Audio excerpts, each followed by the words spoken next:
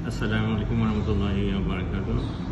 Saya buat masa ini adalah sebagai practicing town planner consultant dan saya telah bergiat sebagai perunding perancang bandar sudah hampir 15 tahun. Yang sebelum ini saya berkhidmat dalam kerajaan sebagai pegawai perancang bandar bermula daripada tahun 80.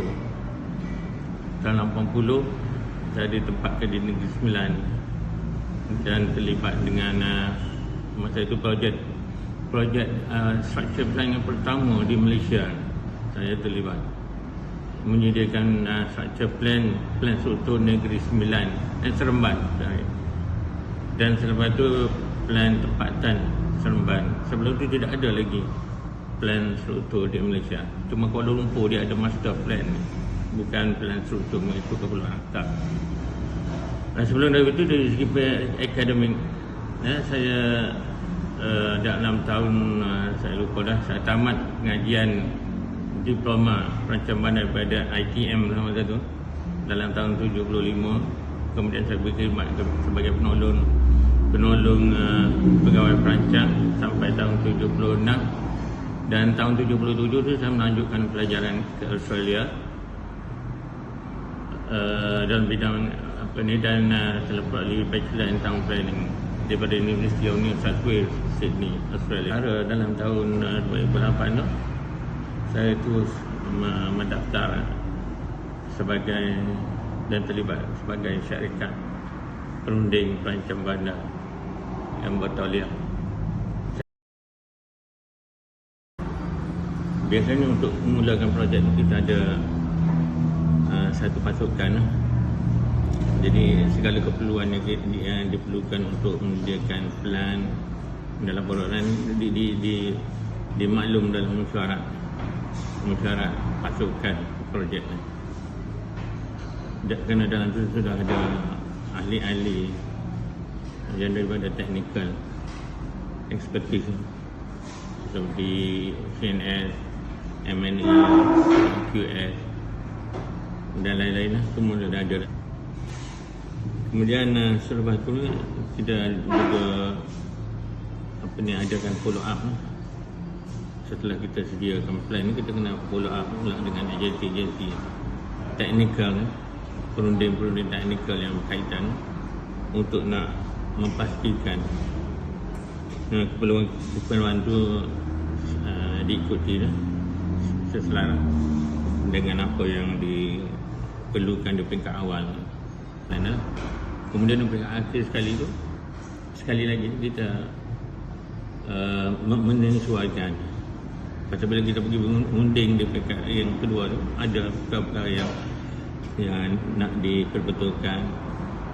Tapi di peringkat akhir setelah kita sediakan plan projek, sekali lagi kita minta kita rujuk melalui perbincangan dengan pakar-pakar perunding berkaitan dengan kepakaran masing-masing. Biasanya bila kita menyediakan sesuatu program ataupun plan untuk projek ni, pelanggan biasa nak tahu berapa lama kan? Berapa lama. Jadi kebanyakan pelanggan dia nak projek dia cepat diuruskan, diselesaikan dan tanpa masalah yang banyaklah. Jadi untuk itu kita menggunakan tempo ataupun piagam pelanggan majlis melalui OAC sebagai garis panduan kita untuk nak menentukan tempo penyediaan projek untuk kita, dan kita pun sesuaikanlah kerja-kerja kita sebagai perunding itu dengan keperluan majlis OAC berkaitan dengan tempoh yang diperlukan khususnya.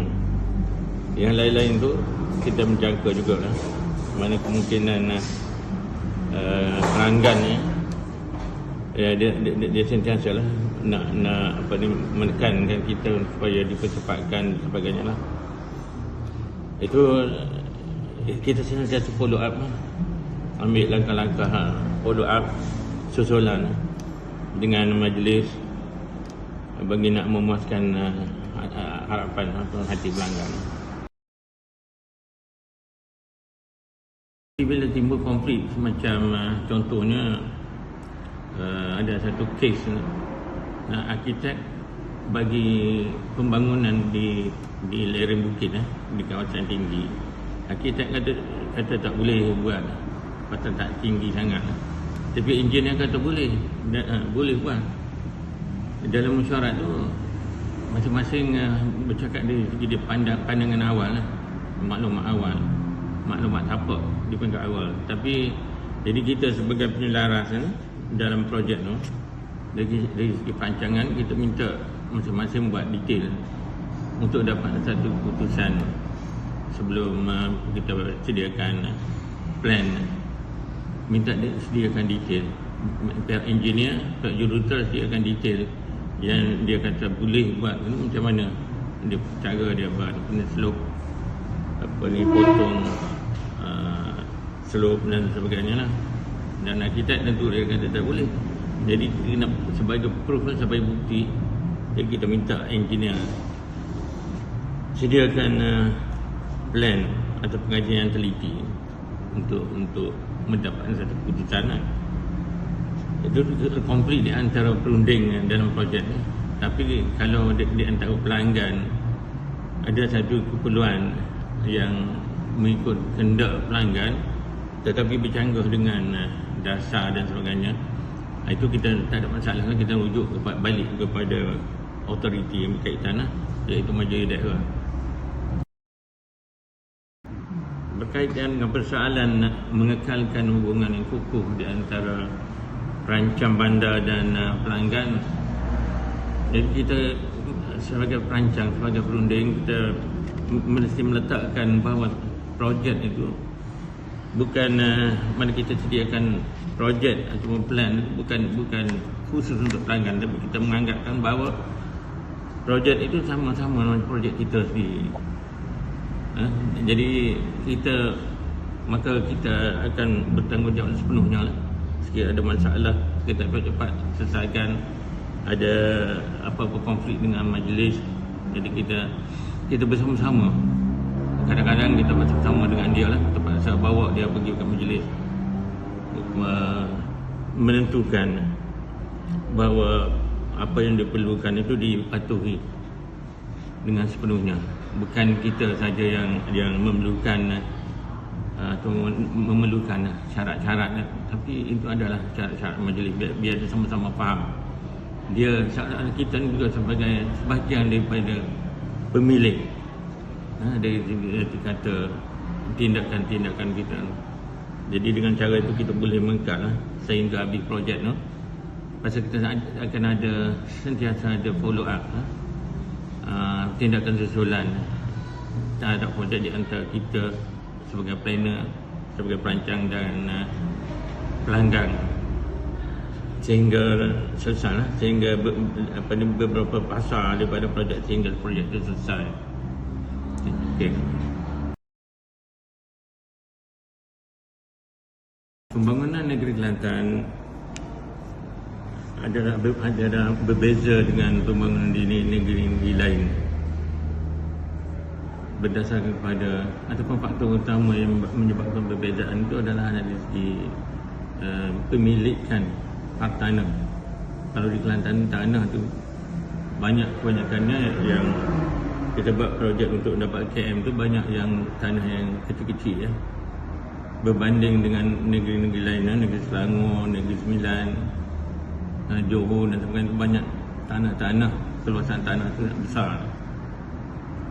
Jadi itu dari segi pembangunan dan perbezaan, ada perbezaan dari segi kelulusan KM di tempat-tempat lain. Macam di Kelantan ni berbanding dengan negeri, contoh negeri Pahang, negeri Perak, mengikut pengalaman saya lah. Macam di Kelantan kita buat sesuatu projek untuk kelulusan majlis tu, di peringkat awalnya tidak perlu kepada input secara terperinci daripada konsultan, daripada pakar-pakar lain. daripada CNS, MNE, daripada geologi, macam di tempat lain.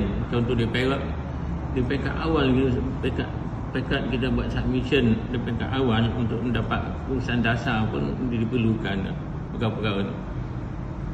perkara-perkara terperinci di peringkat untuk submission, bukan untuk di peringkat, belum tentu lagi projek tu akan lulus atau tidak.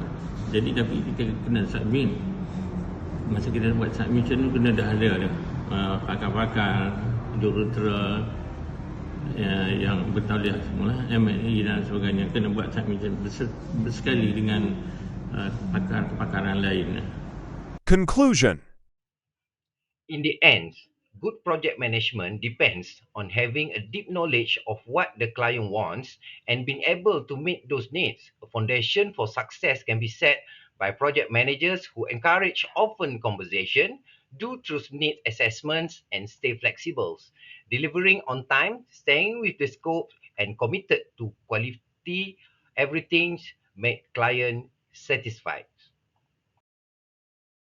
A dynamic client-manager relationship is built on constantly asking for feedback and taking the initiative to solve problems as they come up.